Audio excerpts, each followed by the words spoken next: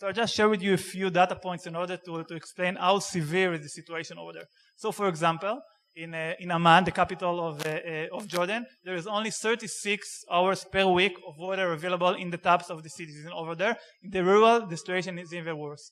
The population in Jordan just multiply itself every about 20 years. It means the burden on the infrastructure and on the government people that arrive to Jordan all over the Middle East, from Israel, from Syria, from Egypt, from all of the region to Jordan, and increase badly the burden on this population over there. In Egypt, the situation is not better. Egypt is suffer. Oh, great. Okay, so this is. Thank you. I'm not sure what I did. Hang on.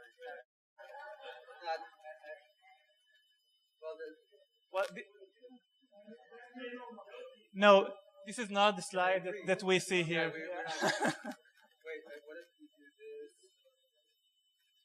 Okay, that's not. Okay, does it work? No, we just did the one and then it works only once. Okay.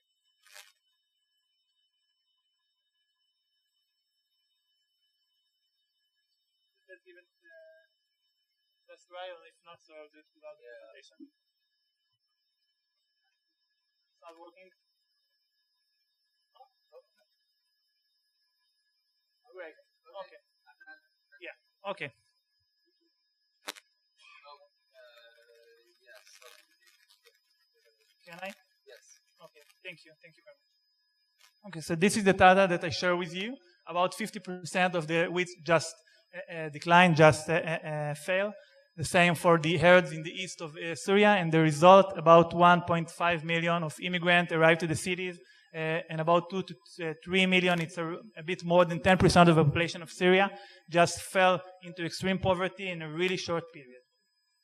So this is the comparison that I was willing to showing you about the comparison between Syria before the civil war, Egypt and Jordan. As we can see, the use of fresh water was much higher than what it can achieve every year. The corruption is very high, means the ability to use the existing resources is very low. A lot of people are employing, especially in Syria and Egypt, maybe in those, mainly in those two, are working at agriculture, means they're more likely to suffer when there is some drought or some other climate crisis. And the percentage out of the whole country, which is desert, is very high. It means there is no other place to go. If there is drought and there is some place that just go through a disaster, there is no other option, because most of the area of the country is desert. And the same from the economy data. Now this is the trend in Jordan. So we see a constant increasing in the population very rapidly from 2004 to 2024 last year. It's almost double its population. A lot of immigrants that came from Syria all over the Middle East that make the stress and the difficulty even more prominent. This is the data about 36 hours per week of water supply in Amman, in Rabat Ammon, not in the rural area. Over there it's even worse. And only 90 cubic meters of water are available, which is less than 20% than the least bar of the World Health Organization for water security. It means the water crisis is really severe in Jordan. Now we go to Egypt. This is where we start. So I think maybe one of the most difficult, most challenging situation of Egypt for the next few decades in the Ethiopian Renaissance Dam. So this dam is actually about to finish its building. There is no, okay, there's no laser. Just in the north of Ethiopia. So it means it's going to decrease the volume of water that will flow to the Nile to Egypt. Now Egypt is almost in every aspect is dependent on this Nile and this flow for water. Firstly, for agriculture, 97% of the Egypt water comes from the Nile. Here, the dam will be placed here. 19% of the Egyptians are employed in agriculture mainly means they will suffer from this water stress as well, and also the energy that produced from hydroelectric technologies in Aswan Dam. So Egypt as well is going to suffer a lot from this climate crisis. Firstly, the sea level is going to rise and flood cities, aquifer, the Nile Delta, which is the main agriculture area of this country, and also the warming going to hit the country a lot. Decrease in precipitation, heat waves, and for today there is not a lot of energy in order to cool the homes and places in Egypt. I mean, it's gonna make the burden even heavier for the Egyptians, and all of those are really, really important for Israel and all over the area. Firstly, because Israel have a peace agreement with them. In the upper one is Begin and Sadat. In the Egyptian peace agreement, in lower picture is Rabin and King Hussein, in 1994, and Bill Clinton. So we see there is a prominent Israel interest in it. We see the demonstration in Egypt, and the leader that take the rule over there, part of the Islamic Brotherhood, which have a really hostile attitude to Israel, and also the border are so long. It means it's going to reshape all of the security agenda and all of security idea of Israel, because Israel will need to put so many soldiers over there that it will cause a severe damage. And in addition, there is some economic interest, and one of the most important of them is the IMEC corridor. If there is no peace agreement anymore between Jordan and Israel, the IMEC corridor will be even more likely to happen. And there is some others and a lot of economical interest in here, like trade and energy, and a lot of project and initiative. Although we talk for now only about Egypt and Jordan, they are not alone under this crisis. Lebanon, Palestine, Africa, and Syria, all of them are around, all of them are part of the Middle East and suffer from the same trends and from the same phenomena. And all of them will affect a lot the security of Israel and all of the area around. So for now, we're going to talk about what opportunity can we derive from this climate change, this climate crisis, because there is some sharing challenge. So maybe the sharing solution may derive some new and innovative collaboration and alliance between the stakeholders around. So firstly, we can share with technology. So there is some water-saving agriculture like dripping, like high-yield crops or other irrigation system that can be shared and increase the overall goods in the area. There is some technology of water that related to the transportation and distribution of water. As we talk about Jordan and Egypt, that we talk about the water crisis in them. So we see, although their position is not good in this issue, they spend a lot of money, they lost a lot of money in those transportation and distribution system. And if you can share the technology of Israel or other country with those country around in the region, so maybe we can benefit them a lot with it. And the same for reuse of water. It's good also to increase the water availability, and also in order to prevent from environmental crisis because of flowing of sewage to the environment.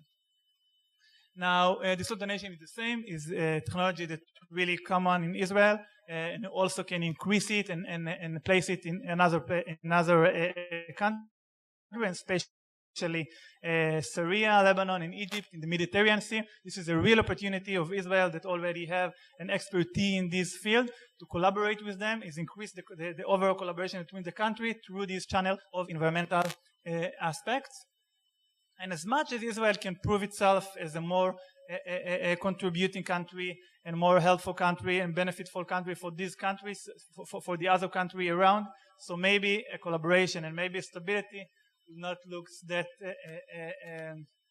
not realistic like today. Some of the initiatives that already talking under this field is the Prosperity Agreement, in which Israel will deliver to the Jordanian 200 million cubic meters of water, and Israel will get from the Jordanian electricity, solar electricity. Maybe there is a place to think about some additional water export, or even another environmental collaboration.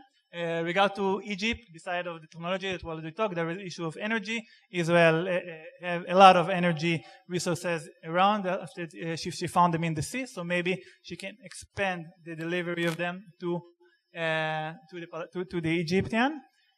Then regard to the Palestinian, so maybe we can initiate some joint water management in the West Bank. And mainly there is an issue about the allocation of water from the mountain aquifer over there, because for today Israel have a lot of sources for water, mainly the desalination water and also the aquifer and stream and etc. But in the Palestinian case is different, because they have in the West Bank, they have only the water from the mountain aquifer. So if you can allocate the water there differently, so maybe you can increase and encourage the collaboration with the Palestinian, and also may help them to get their own water to supply their needs. Then there is some project about solar electricity in Jordan and Egypt, where there is a wide desert that we can produce a lot of that and deliver it to other countries, and maybe even to export to Europe, that really thrilling for this power because of the war between Russia and Ukraine. And then lastly, maybe we can just create some team to help each other. If Israel have 5 plans for fires, and Greece have 5, and Cyprus have 5, so if we all collaborate together, we can be more fast and more efficient, and give a more precise response. We can saving some cost. We can connect in even the power grid. So if there is some drought, or there is a severe demand for energy in Jordan, maybe we can deliver them some of the energy that we produce in Israel for a temporary time where there is a crisis over there, because this is also interest to Israel to stabilize Jordan and prevent from it to collapse under some climate crisis. Oded will talk about it later, but there is also a lot of interaction and opportunity for collaboration with the Gulf states.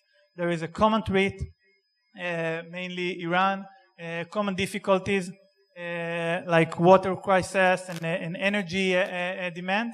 In the Abraham Accord period, it's also make it more likely to happen, and especially after this war is finished.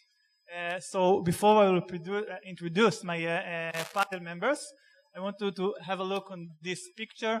I think it represents very clearly the situation in the Middle East. There is not a lot of places to go. The lights represent people and where people are live.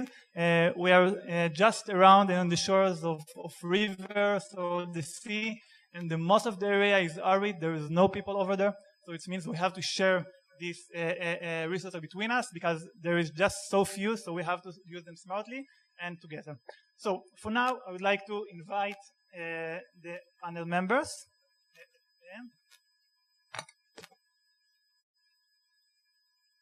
So I don't want to wrong in their title. So firstly, I would like to introduce and invite Professor Dan Bloomberg, Vice President for Regional and Industrial Development at Ben-Gurion University of the Negev, and former chair of Israel Space Agency.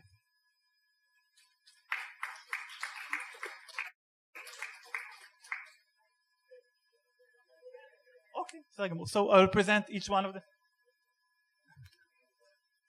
Okay, I will present them later, but in general, Tamar Zandberg, the head of climate policy, the Institute for Climate, head of National Institute for Climate and Environmental Policy, and former Minister of Environment in Israel, will present after Danny. Then Li Rech, Chair of Food System Committee in MENA 2050, and Director of Strategic Partnership at the National Institute for Climate and Environmental Policy. Oded, Program Director at the Regional Integration Program in Mind Israel. And lastly, Dr. David Lehrer, Director of the Center of Applied Environmental Diplomacy at the Arava Institute for Environmental Study. So each one of them will present. Thank you. What? Each one of them will present a short lecture. Let's start with Danny. Okay, so we're technologically challenged here. So first of all, I'll introduce myself again. Dan Bloomberg. Can you all hear me? Okay, even Norm? You're my test over there. So I'm Dan Bloomberg, Vice President at Ben-Gurion University. My background, planetary sciences, remote sensing. I've been involved in defense-related issues quite a bit.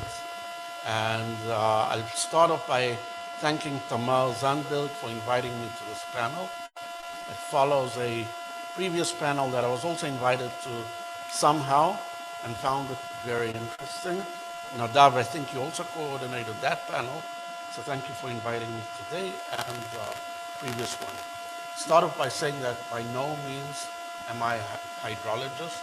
Right at the back is probably the best hydrologist we have around here. Norm, I know you're busy with something else, but Norm is a hydrologist. The aim of I think I have something like 5 minutes, right? No doubt. 7 minutes, okay.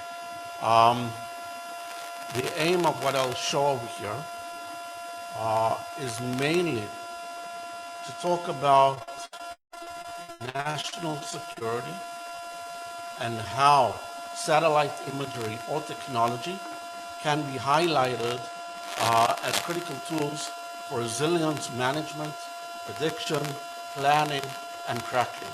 And I'll try to use some satellite images. I'm going to demonstrate this through the issue of water scarcity. I'm going to have to look every time like that because I don't see what the slides are here. I'm seeing other slides not here. So it's a little interesting, but we'll manage. Yeah, I could do that also, but we won't do that today. But I will say that when we talk about national security, there are many aspects. It's a multifaceted issue. So you can talk about the military side of national security. You can talk about what we nowadays call homeland security, which used to be once called policing, or there are many different terms. The topic of this conference is, first of all, drylands, desertification, and what's the third D? Okay, so deserts appear twice. Anyhow, we're talking about climate change within this, so I'm not going to highlight other things that could easily be spoken about, but I think that when we talk about climate change and deserts, I'll mention this, the semi-arid areas are probably the more vulnerable areas to climate change, those that are more susceptible, and those where the issue of national security and response to climate change is going to be the most sensitive, and some will even use the word scary in some ways. When we talk about the consequences of water scarcity in desert areas, there are many consequences. So in hyper-arid or arid areas, water scarcity is a daily issue.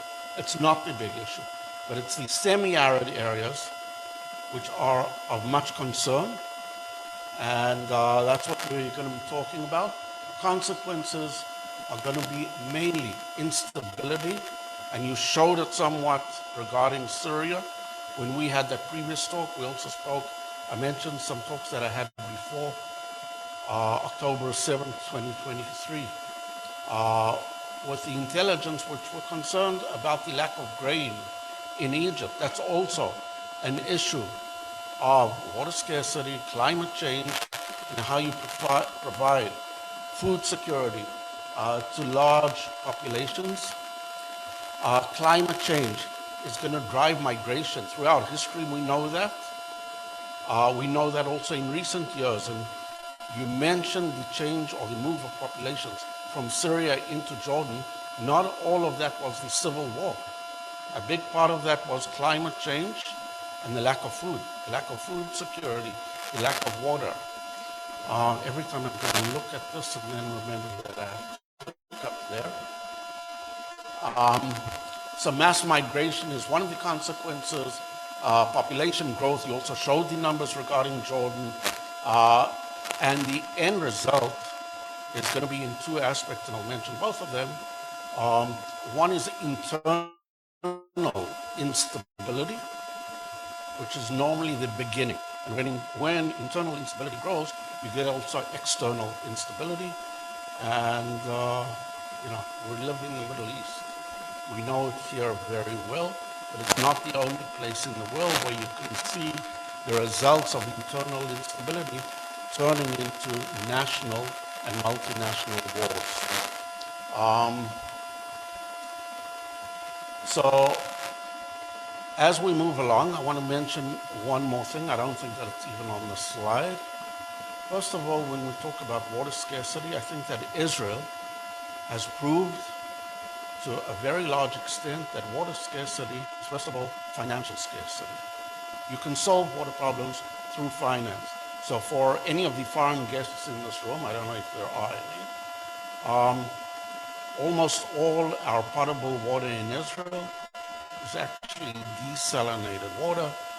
The technology was developed here by someone that emigrated to Beersheba from Chicago in the early 1960s and developed desalination by reverse osmosis, which led to the ability to do that for all of Israel, except for the Golan Heights, I think, and a small part of the North Galilee, where you're still drinking groundwater.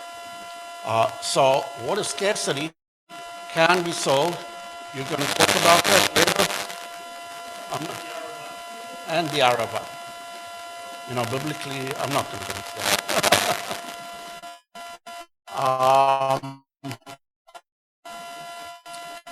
Anyhow, water scarcity can be solved with technology.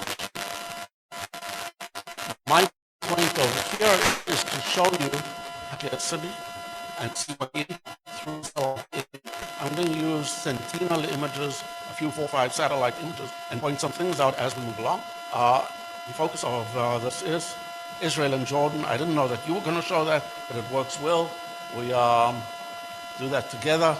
And I also want to point out that when we're using something like satellite images, the analysis becomes data-driven rather than just statements. Okay? So, I'll use something very simple like the NDVI, the normalized difference vegetation index, which is commonly used for many, many years. Was the simplest thing to put together for a few slides here. And I'll show that you can also do future projections or simulations based on that using climate data. So the satellite image over here is Israel is here to the left, to the west. The Dead Sea over here. Jordan is over here. I'll point out quickly something that you can see in this image. We always show the border between Israel and Egypt. That's something that's seen from space. But if you look at this image, very quickly you can see also what's called the green line, the old border between Israel and the West Bank. I'm radiating. Okay, can you still hear me, Norm?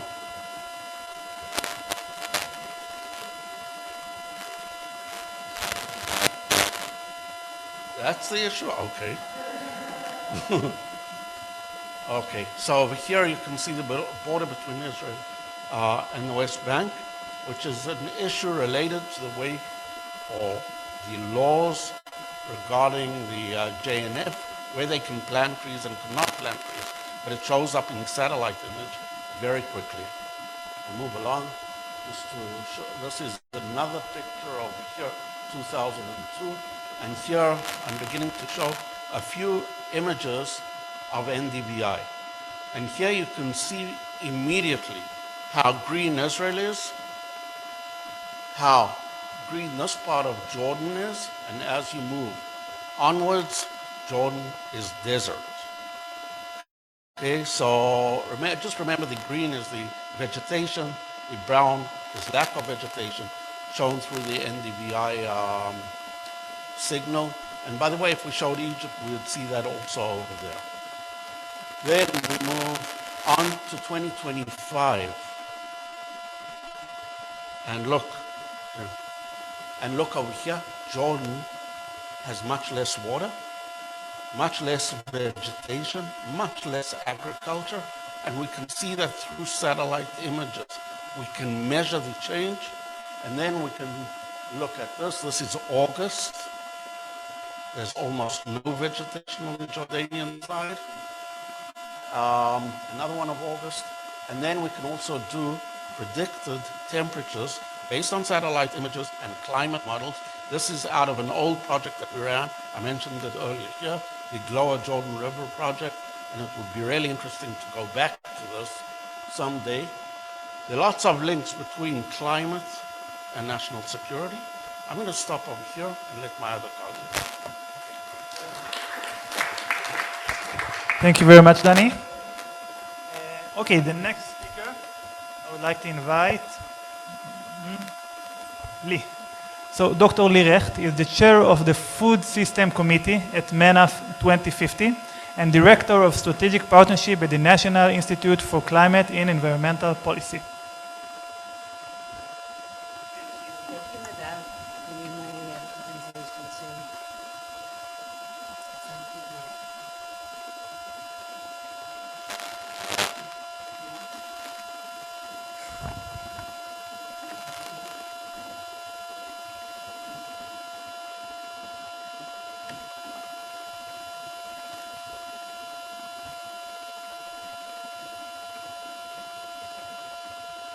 Okay.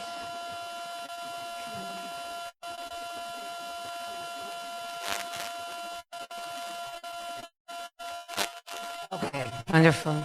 First of all, thank you so much for having me. So I've been focused on food security on a regional level for quite some time at this point. And I also chair the Food Systems Committee at an organization called MENA 2050. And when we were talking about how we want to look at the region, we kind of understood that before we start building policies, creating initiatives, really pushing for collaborations, we need to really understand the current status on a regional level of what's happening in food security. So in the last year, we've been working on a white paper focused just on that, and we're launching it in the very near future, and I'm going to share with you a little bit of the findings here, okay?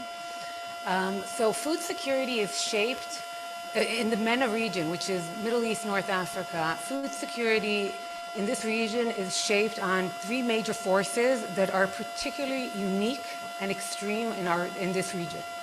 One is extreme water scarcity. The second is accelerating climate stress. And the third is structural, political, and economic fragility. So I want to break it down a little bit into numbers. Hopefully, this is going to work. Okay. So we're looking at a region that's a little above 500 million people population. Nadav has been speaking about this. We have 60% of the people in the MENA live under severe water stress. Obviously, in Israel, we don't sense that as much, but on a regional level, this is the numbers we're talking about. We're looking also, this was mentioned, that we're looking at the region is warming nearly twice as fast as the global average, and there's a predictions of 4 degrees, increase of 4 degrees by 2100. 66 million people live in hunger, and over 186 million people live in some level of food insecurity, whether it's moderate or severe. Then lastly, we have 68% of import of basic foods to the region. We're talking about 50-70% of our wheat, barley, and rice. And in the GCC countries, the increase, the dependency on import is about 90%. So when we look at the structural drivers of food security, we're looking at 4 major drivers. One is water scarcity. So MENA holds about 1.4% of the fresh water. We've been talking about it a lot. But what's really interesting that although 1.4% of the freshwater, agriculture consumes between 85 to 89% of all our freshwater. Now, I know that in Israel, again, when we think about Israel, we're thinking about a very, very efficient system. But actually, when we look on a regional level, we still see that irrigation systems are not that efficient, and there is actually potential. We even see systems that are 3 times more water inefficient in some cases, and that's something that's really important, and it's something that we can look about moving forward. Another thing is climate impact. So today, I mean, we just spoke about it. We already reached the 1.5 temperature increase.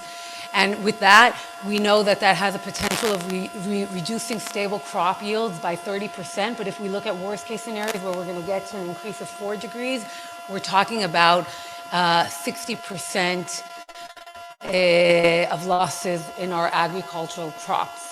That's also to add in already that 82% of the land within the region is already degraded. We're looking at conflict and instability, and this is the cycle. So we look at Gaza, that's completely dealing with food insecurity. We're looking at Sudan, where we have 25 million people that are experiencing pure crisis level hunger. And then we look at all different other countries like Yemen, Syria, and Iraq that are constantly remaining areas of food insecure environments. And last, we have economic pressure. So population is growing. We're expected to double. Israel, I mean, I think we're going to be the most populated country by 2040. A dense country by 2040, but the population is growing twice the average. We can see that there is less and less land and water availability, and then of course the high reliance on imports create this kind of exposure and vulnerability. With that said, also the region holds a lot of powerful strength, and that was also a little bit discussed, but I'm going to put that also in focus. So first of all, we are such a strategic location. Geographically, we are the crossroads of Asia, Africa, Europe. We contain within our region leading ports, Jebel Ali, Port Said, Haifa. We have the potential to be real agri-food trade and innovation corridors. We have IMEC now with all the potential that it can bring in. We also hold a really rich cultural heritage. And this is not only on a level of thinking about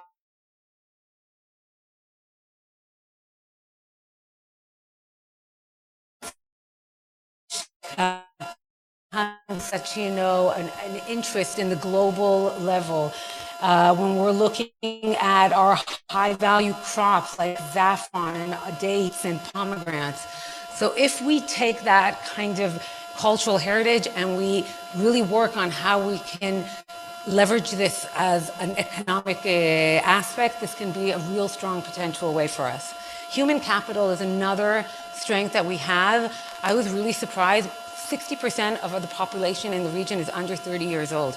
What that allows us is that it allows us to have a young, digital literature kind of population, a lot of options for capacity building here, especially when it comes to innovation and technology, which is something that this region needs very much. And last, of course, is our emerging agri-tech leadership. So yes, we know this. Israel already knows how to use 85% of wastewater is reused. This is very unique to the region. Israel is mainly doing it. We can still potentially use this on other countries within the region.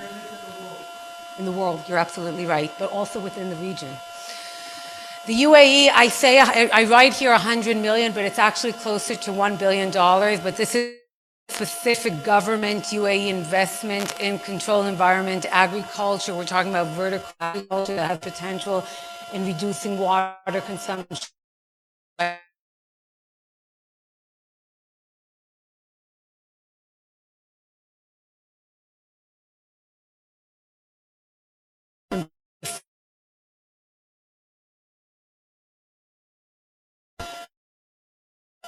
where we can really support ourselves when we look on a regional level. Well, there's many other data points within the white paper, but I want to focus on the recommendations, kind of what we understood we're moving forward on our 4 priority areas. First being transforming the water management. I think this is something we've spoken about. We can use more vertical farming, large-scale wastewater reuse, ultra-low energy drip systems.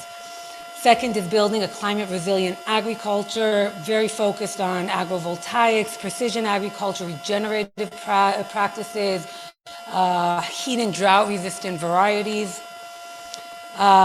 We need to strengthen local production.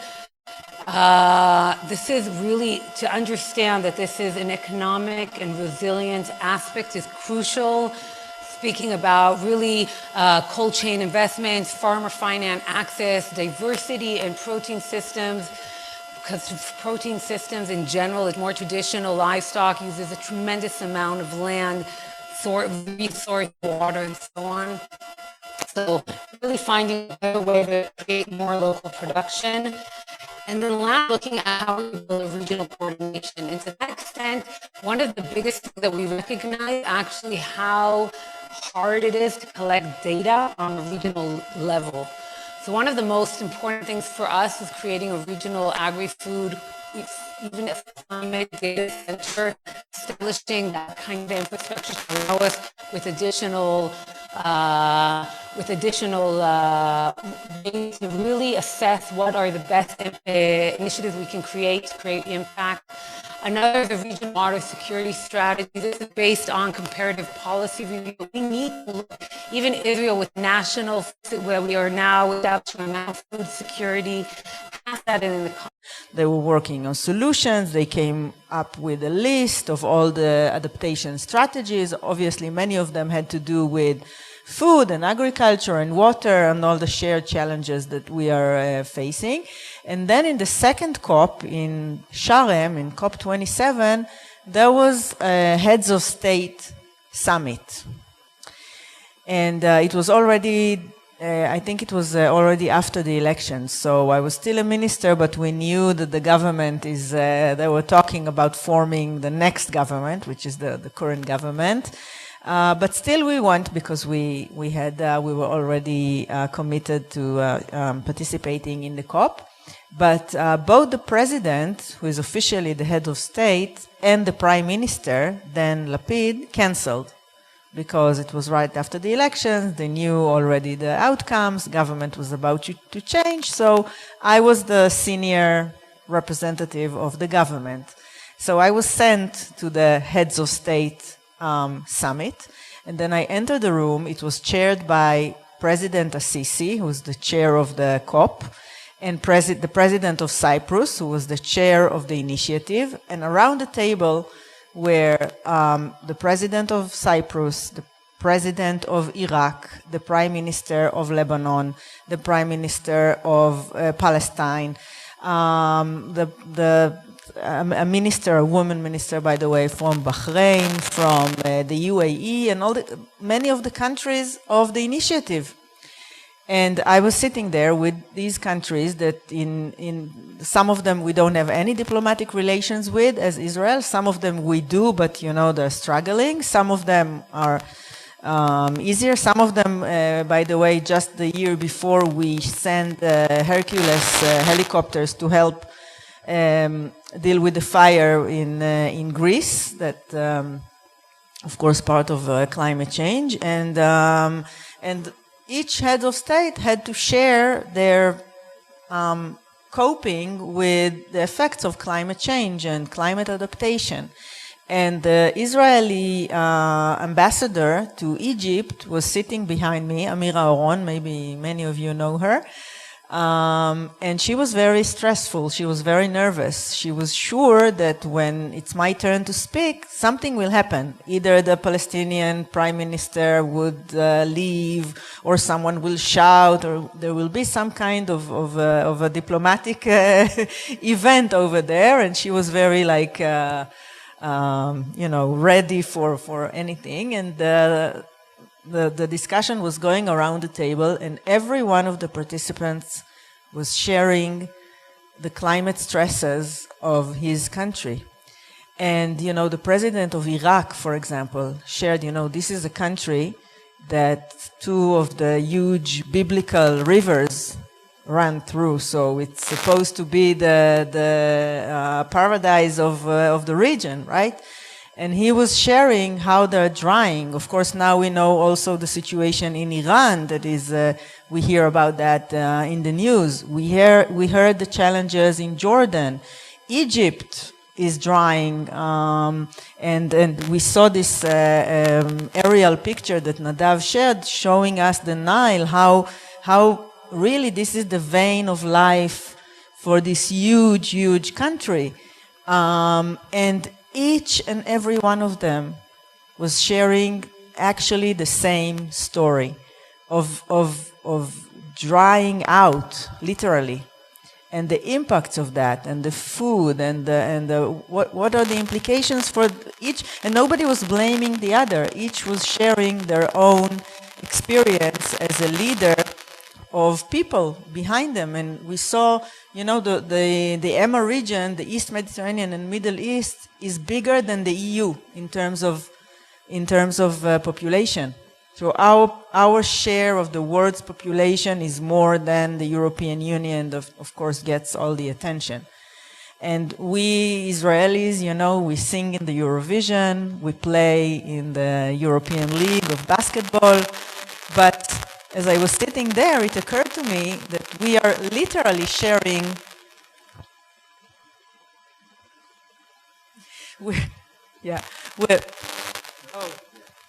Okay. We are literally sharing our literal climate. It's not the climate change, it's not the climate crisis, it's the desert, it's the weather, it's the heat, it's the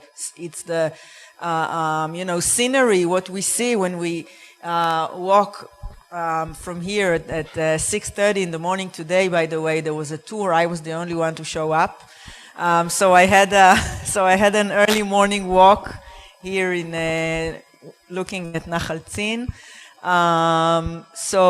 So really it was a personal moment for me, because, you know, you sit there with the suit and the ambassador behind you and everything, but all of a sudden you realize something on the place where you live and the people that you represent and what we have in common. And out of all these leaders, nobody, like, I shared our situation, and there was no protest, nobody left, nobody spoke. The discussion just went on and on. You know, for me, I all of a sudden I thought that, you know, we always need a bigger enemy, and we live a reality of conflicts. Of course, that was November 22, so that was a year before October 7th.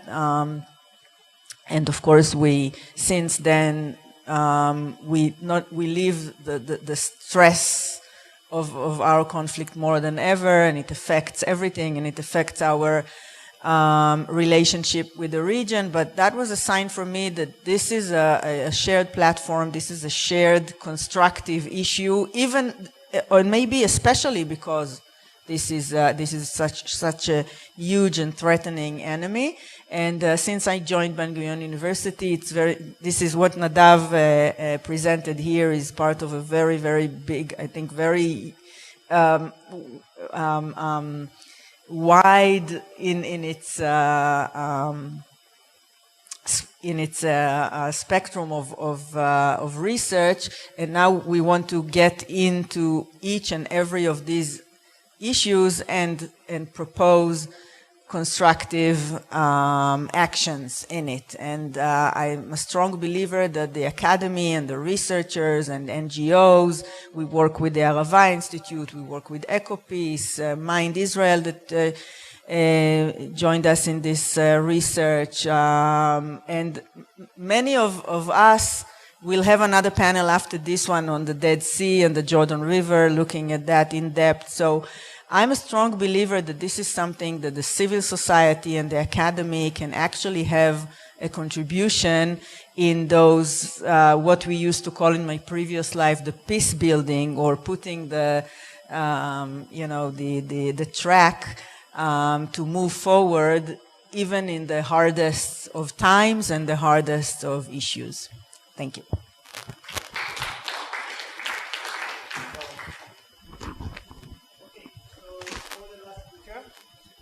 I just want to switch to a wired so there's no... Okay, so for our last speaker, I would like to introduce Mr. Oded Gertman, Program Director at the Regional Integration Program in Mind, Israel. Please, Oded.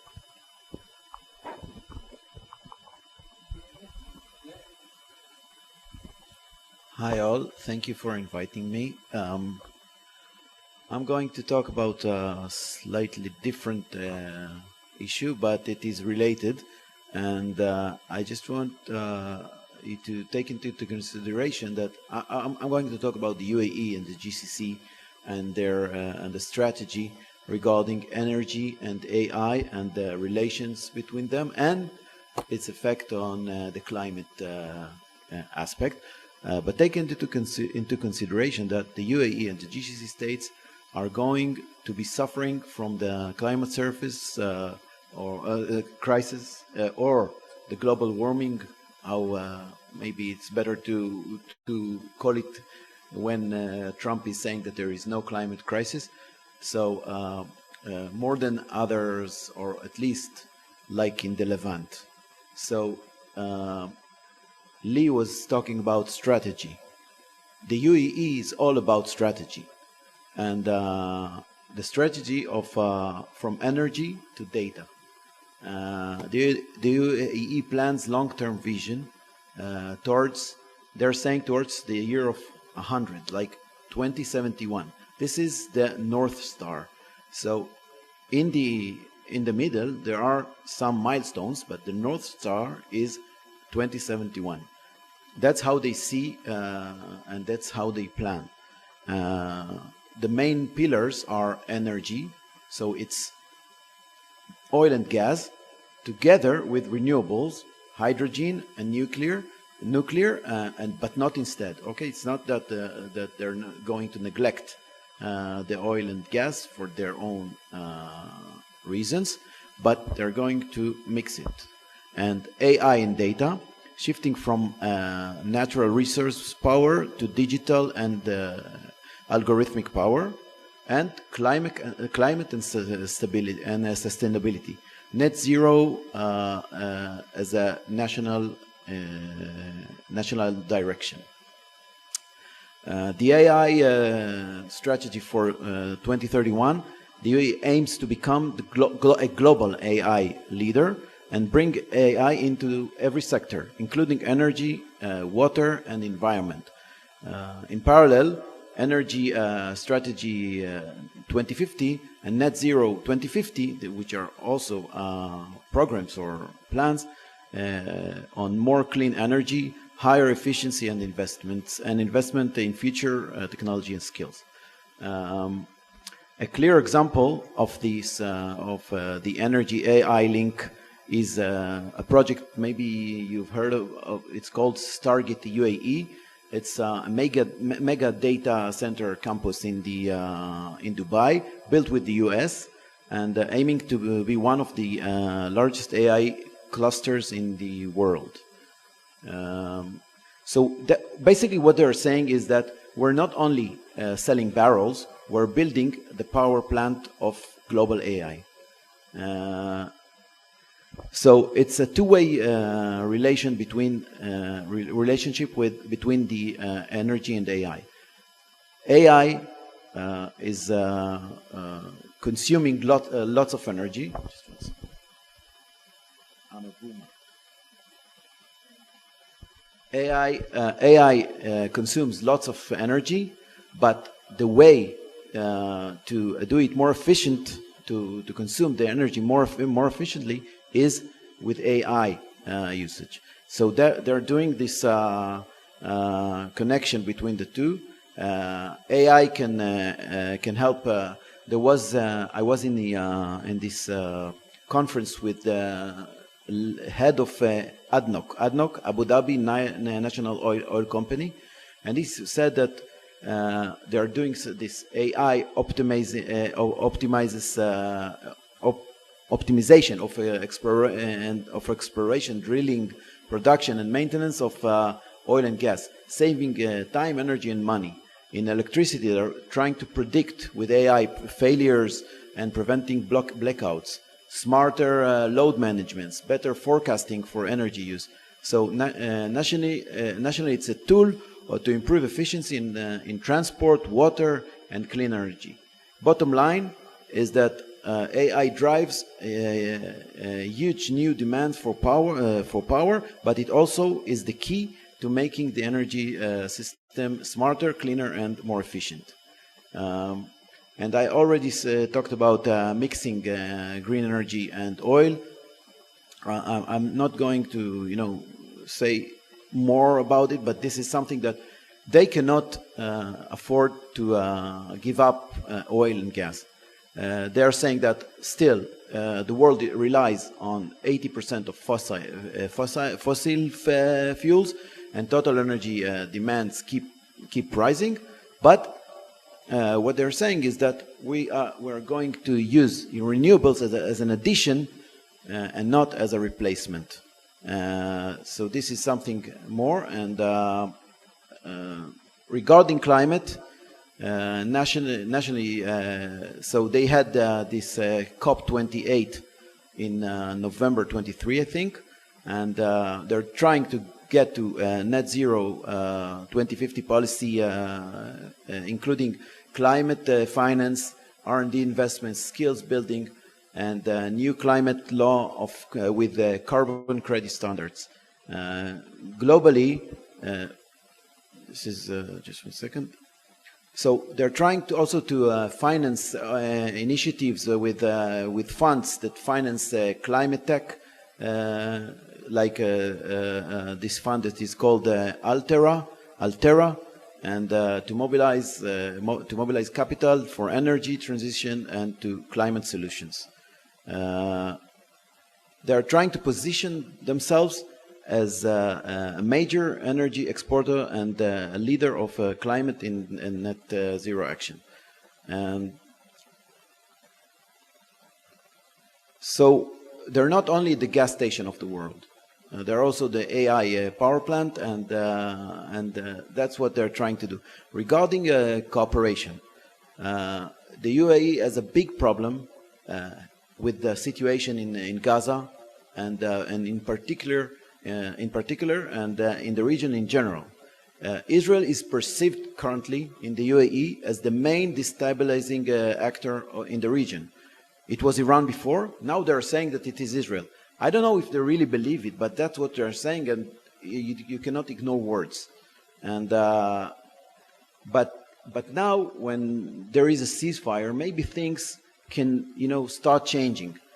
I had just a meeting last week with somebody from a main research institute over there, and he told me, I went to Bonn for a conference, and in the conference they always talk to me about Gaza, Iran, Syria, Lebanon, and the geopolitical problems. And I said, guys, there are so many good things that can happen in the Middle East. Why aren't you talking to me about cooperations, about technology, about the AI boost in the UAE? And he said, when we talked to him about it, this was the cause of the call between us. He said, it's music to my ears. And he all the time sent us these emojis during the call, because we was so happy. So what I'm taking from it is there is a thirst in the UAE to cooperation, and things can happen. And Lee said, gave many advantages that Israel has, but it is very important to know the UAE, when they're coming to cooperate with you, they want everything. They want the technology, the IP of the technology sitting there. And we need to think if we're ready for that. I think we should be ready for that, because we need to give, not only to take. We need to come as equals. And I think that currently we understand that we're not better than them in any way, at least from the UAE. Maybe other countries, yes. But this is, also one of the solutions can be not only, in order to make things easier, when you're going to multilateral frameworks, it's easier than to go to bilateral frameworks sometimes, okay? So, up until here.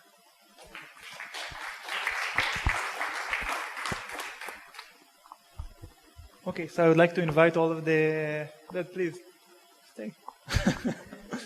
I can invite all of the panel members. So I will ask you a few questions now, and I would like to hear your opinion about it. So firstly, I would be curious to hear which actors has the ability, for your opinions, to break the current stagnation in Israel and all of the Middle East in this climate change issue and collaboration, if it's governments, private sectors, civil security, or others. And what must happen for this to translate into budget and concrete decision that we can move on with them and proceed some kind of policy in order to change something. Tamar, you. Thank you. So I think to your question, who can be the driver? I'm a strong believer in all of the above, always were. In all my positions, I always thought of myself as an activist who arrived to the Knesset and the government, and now I switched seats. So I think there's always a round table and all of the stakeholders sit around it, and it's all of their job and all of our ability. If I think of the number one vehicle that is needed, I would say we have to think of, especially as a lesson from the last 2 years, to think of sustainable governance mechanisms. How can we sit around tables that will hold and that will survive conflicts? And you and I had this conversation that if we look at the situation of Israel, we have a peace treaty with Jordan, we have a peace treaty with Egypt, and we even have a very partial and weak peace treaty with the Palestinians, but even that holds throughout conflicts. And things can really, really, mess up around, but still, even the weakest and the least stable mechanisms hold, and they don't break so easily. So, and yesterday in a panel with Ecopis, I said that had the prosperity agreement, the blue-green exchange of water and energy, would have started and would already got into action, it would also hold. Now it froze because it didn't start yet. So I think the more we engage into work in the times between the conflicts, the more we will get more resilient tables to sit around even through the hard times. I agree with Tamar that I think it's all of the above. Can be actors, can be drivers. I think it's really important for those of us who are not in government, most of us are not, who are NGOs and academics and stuff, to really build the connections with those people, those professionals in governments. I think that they are key actors. The professionals in the ministries, not the politicians, not the politically appointed. They come and go, and they cause more problems than they do create solutions. But I think that that for us to build on relations with those people who are professionals, who continue through different governments in those technical areas, are really important players, and we should empower them with solutions, empower them with new ideas and with new contacts and relations.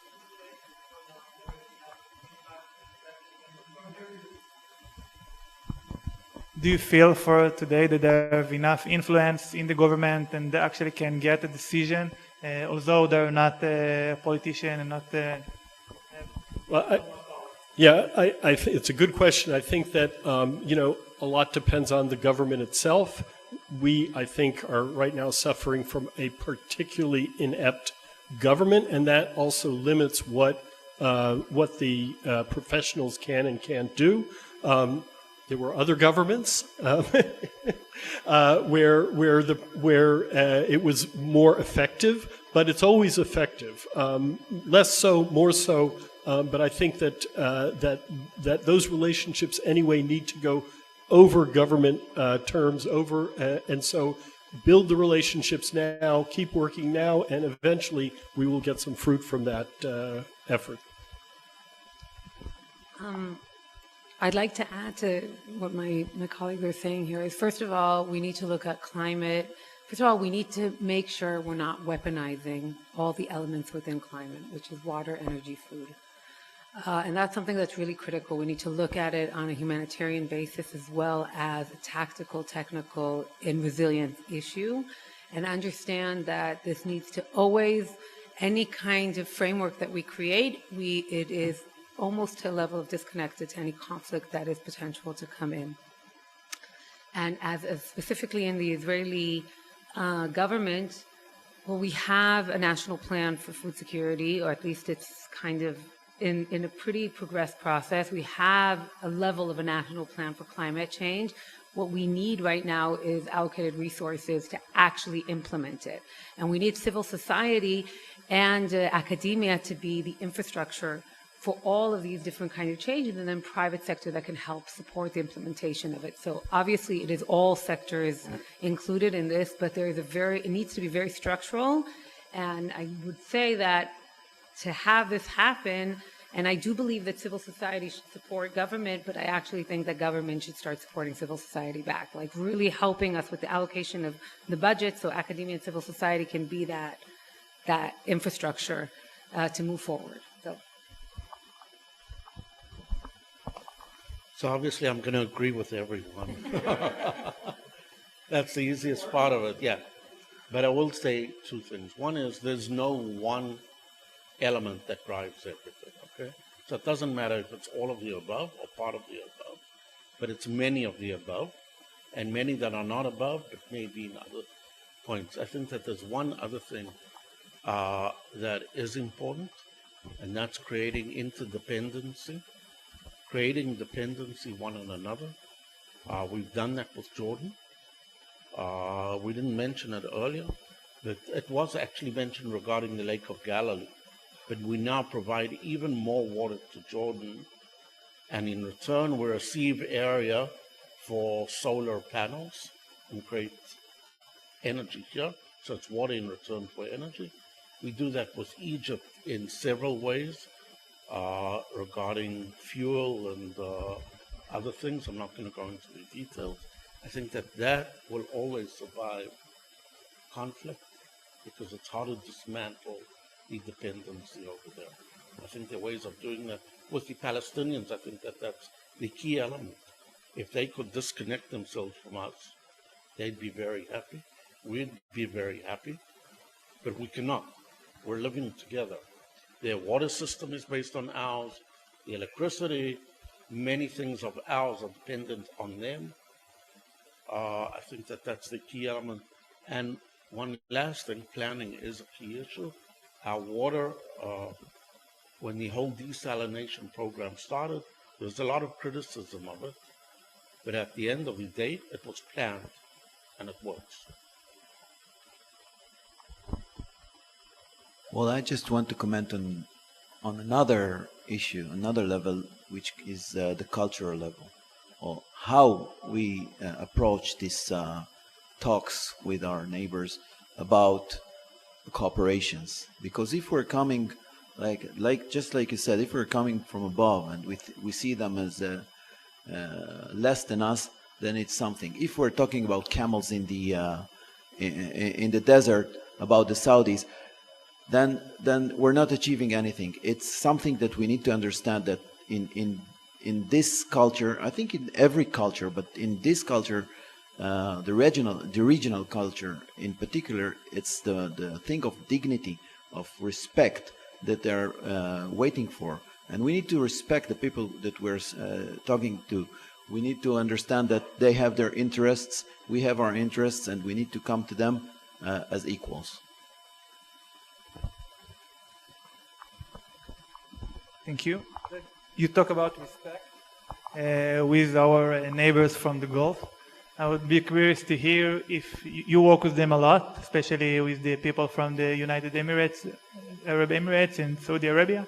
And how do they feel about collaborating with Israel through this kind of project of climate change and this issue, and if they actually feel for now that we are not respect of them, or they actually have the motivation and they feel like there is an opportunity?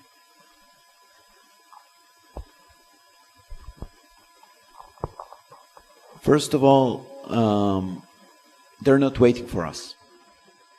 If we come, they will accept us, but they're not waiting for us whatsoever. They're doing their own thing. Oh, the whole world is coming over there. They have this lots of place for energy, lots of sun. Everybody's coming there to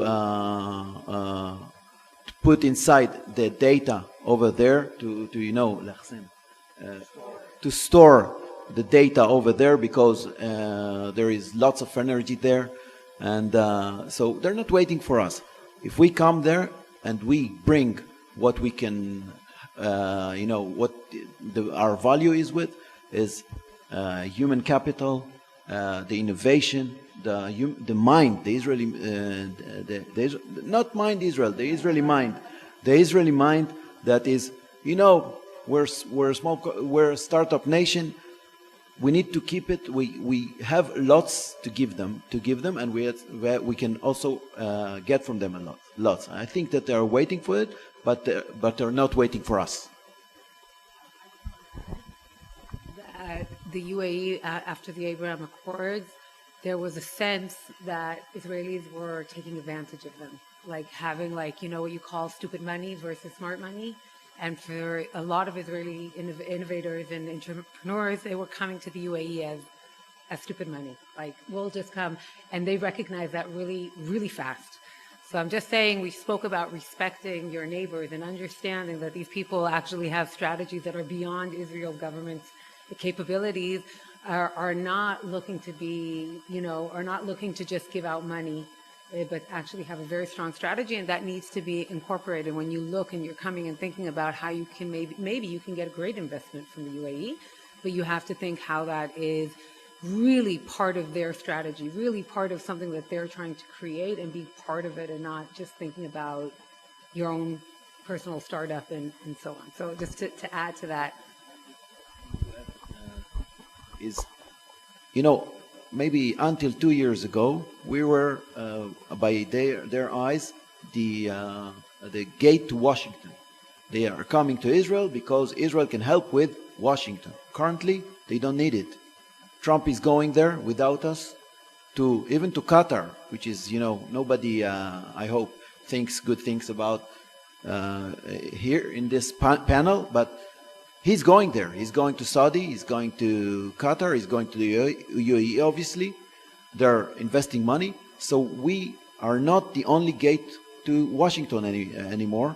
And this is a value that we lost. Or I don't know if we lost it totally, but, it's not the same as it was before.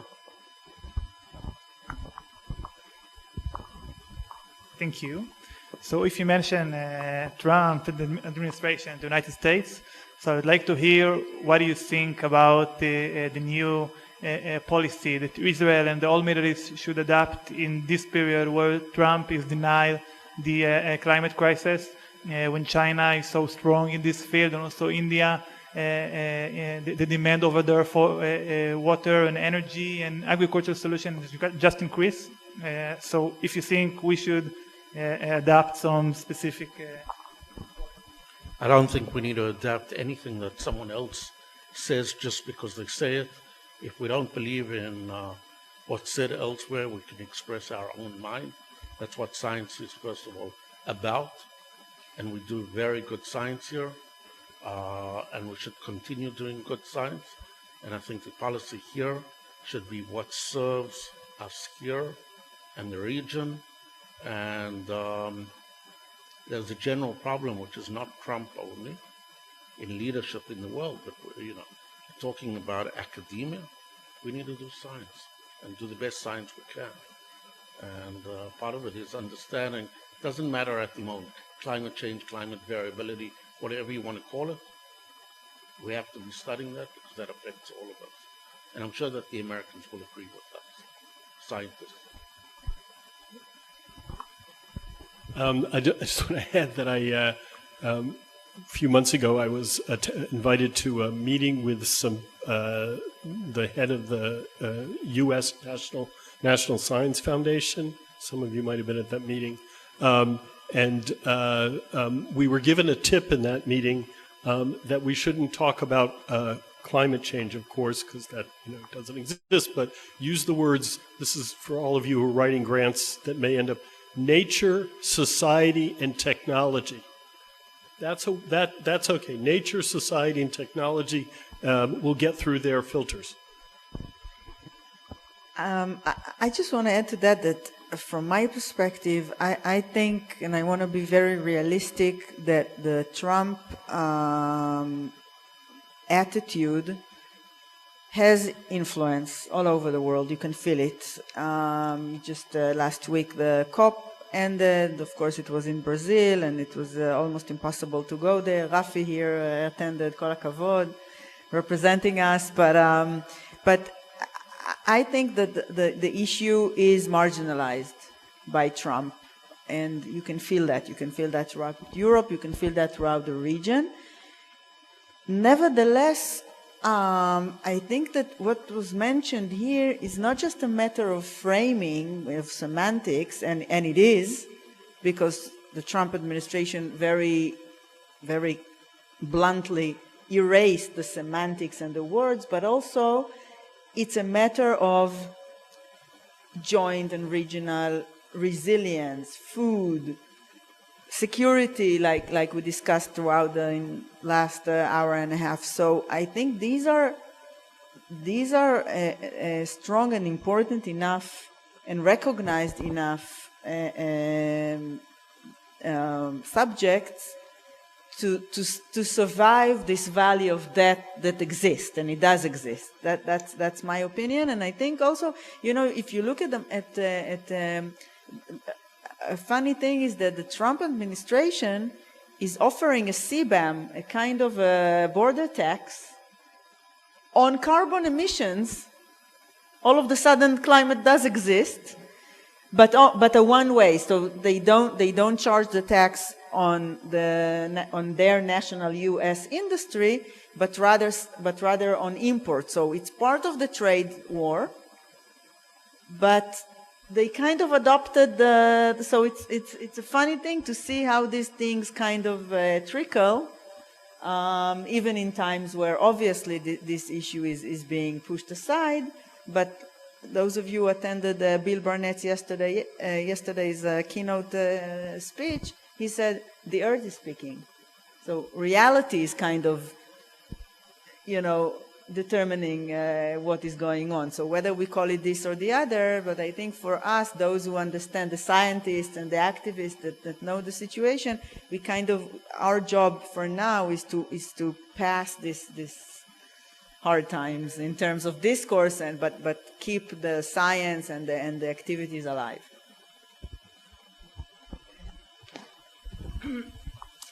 I agree with all my colleagues. I just want to also say that this is a point in time where the climate people also need to look a little bit internally and see what accountability we have, that we created such a disconnection of climate to aspects of national security, resiliency, economic thriving, and so on, because for years it was very separated.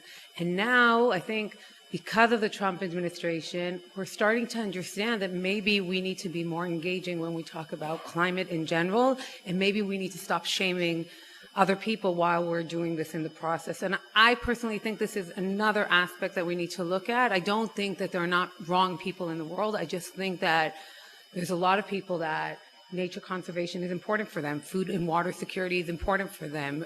Renewable energy and natural resources are important for them. But if the knowledge isn't accessible for them, they don't really understand how to approach it. So I think that's also just for, I imagine I'm speaking to an audience of climate people anyways.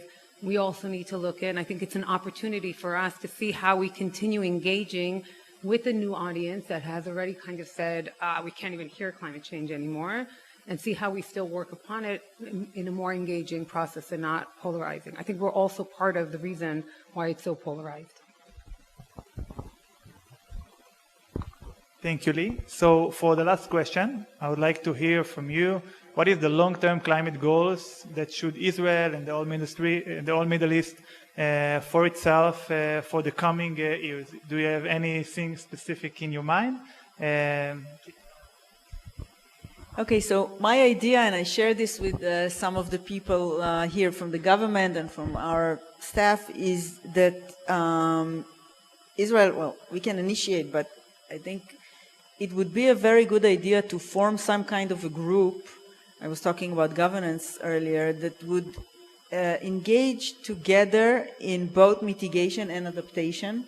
So we have in this region the most GCC countries, the oil countries, the highly desalinated water countries, so the countries that rely heavily on industrialization and also are responsible for the emissions and pollutions.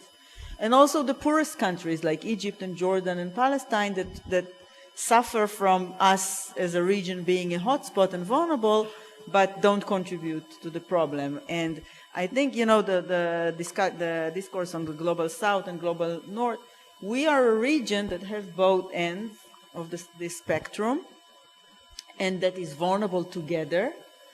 And, in the COP, the countries are allocated to groups. Currently, Israel is part of the umbrella group, which is a very, very general group with a lot of countries much bigger than us, like the US, like Australia, that sometimes speak for the group, and we don't have a lot of, standing there or contribution.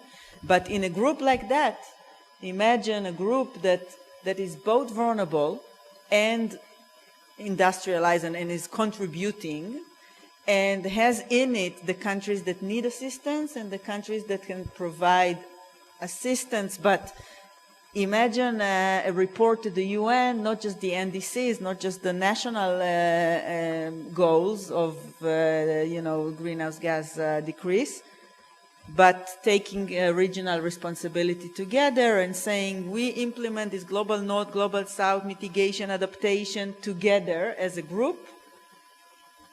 I think if a panel like that will be held in the next COP, there will be no one available seat in the room, because it will be very, very, especially after the challenges that were shared here and the Europe and the US engaged, etc. So that's my idea, and if we can propose this, then. I'm glad you asked about the long-term vision. I think what Tamar just said is part of that long-term vision.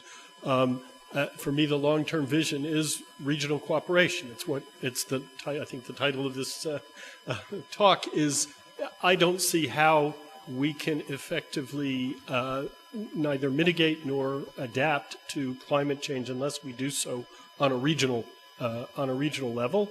And of course, that's very, very challenging with the level of political instability and war, which in many ways is, aside from all the other horrible things that war is, it's taking us away, it's taking our attention away from this bigger threat that is coming down the road. And so I think that we need to have a strategy of not just what's our long-term vision, but how do we get there?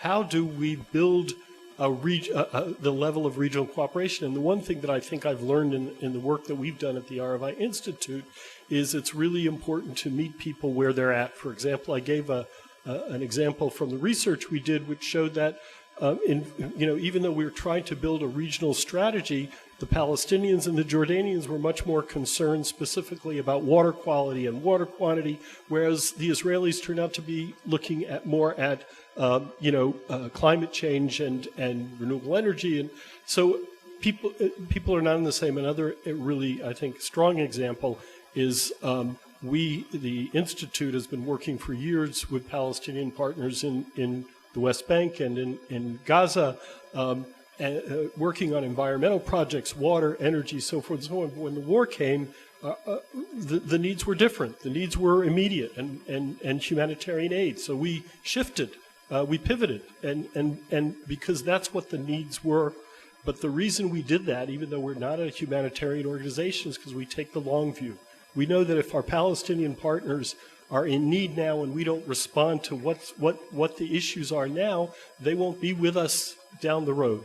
So I think it's really important that we really focus on what the needs are now, where people are at now, and try and work together to reach that long-term vision that Tamar has put out.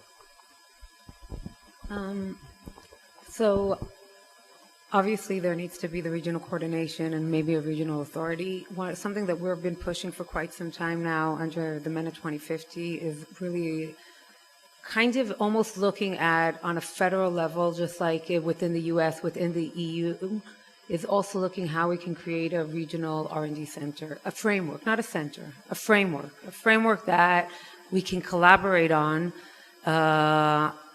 sustainable development goals and sustainable development of the region itself. And we can also make sure that when we're kind of, assessing what kind of projects we want, we can look at it according to immediate needs versus long-term needs, and create some kind of pool of resources where we kind of create that. It can be virtual. It doesn't have to be an actual physical center. But what it does do is demand collaboration and create and incentivize, because we will fund through a corporation. We will fund researchers because we know that researchers would like to. I've talked to Jordanian researchers that said we'd love to work with you. We can't. We're not allowed to. We've been told not to. So what we need is actually a framework that's kind of a bit above all of this, where we have an allocation of resources and we can really push for a mutual R&D that is for sustainable development on a regional level. It can be not necessarily all region, but like different case studies. Jordan, Palestine, Israel, UAE. It can be outside of Israel. I mean, Israel is not the center of this. So for me, that's something that I think is a really important infrastructure for us, for collaboration. I'll just comment on what you said a moment ago. It's not unrelated to the Trump question. This place, PGU and the Desert Research Institute, used to win a lot of the USAID funds, which have been cut down dramatically. So that's just a comment on that. Yeah, same. If I want to try and add something to what's been said already, I think that as we had a national program for water supply, we need a national program for energy supply, because that's going to deplete. We need the energy supply to look also at greenhouse emissions as we produce that energy. We need the water supply to be adapted to the growing population. We need also the AI systems that'll look at how energy and motor vehicles connect, because we don't have the ability to supply energy to electrical vehicles in Israel. Those are all national programs. We can expand that thought. I don't think that now's the time. I just want shortly to point out a few challenges in this. In the eyes of the region, it's not my view, but in the eyes of the region, Israel has just committed genocide in Gaza, and it's difficult for them to come as a group and work together with Israel in a big group. So maybe we should start with maybe bilateral or minilateral cooperations before we're going to the big group. One more thing is that when you put all the Arab countries in the same room, they will fight between them. So this is also something that we should take take into consideration when we're building it. So one thing is minilateral. On the other side, we can think of maybe expanding it also to the Mediterranean, to bring Greece and Italy and Cyprus to this initiative. Maybe it will ease to cooperate with Israel. So it's the same, the two directions that are not quite the same, but maybe that can help.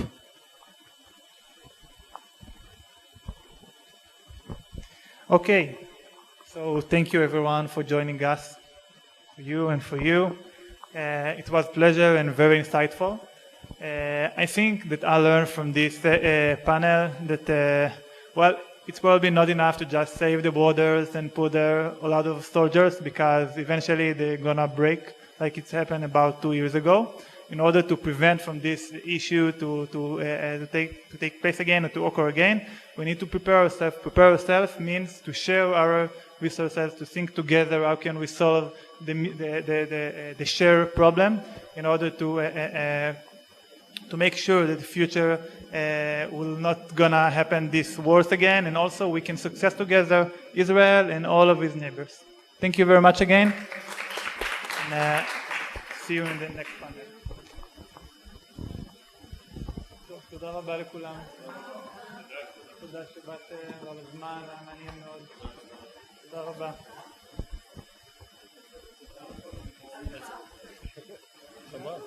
הסשן הבא